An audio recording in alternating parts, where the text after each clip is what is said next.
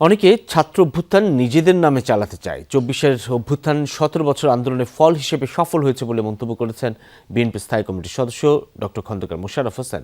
বিকেলে রাজধানীতে বিএনপির সাবেক মহাসচিব ব্যারিস্টার আব্দুস সালাম তালুকদারের ২৭তম মৃত্যুবার্ষিকীর স্মরণ সভায় এই কথা বলেন তিনি। জানান, এরশাদ বিরোধী আন্দোলনে সফল হওয়ার পেছনে অন্যতম অবদান রেখেছিলেন ব্যারিস্টার আব্দুস সালাম। নজরুল ইসলাম খান বলেন, নানা প্রতিকূলতার মধ্যেও সরকার যে কার্যক্রম হাতে নিয়েছে তার সুফল পেতে সময় লাগবে। দাবি করেন, সফলতা পেলে বিএনপি সবচেয়ে জনমাধ্যম হয়ে উঠবে বলেই বিরোধী দল বিরোধিতা করছে। অনুষ্ঠানে বিএনপির স্থানীয় সরকারমন্ত্রী আব্দুল মঈন খান সহ বিএনপির বিভিন্ন পর্যায়ের নেতাকর্মীরা স্মৃতিচারণ করেন।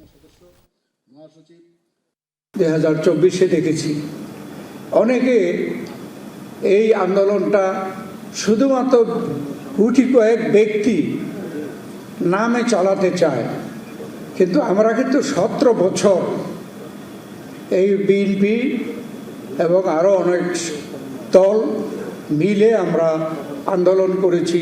জনাব তারেক রহমানের নেতৃত্বে কাজ চলছে, বেশ কিছু ভালো কাজ শুরু করা হয়েছে।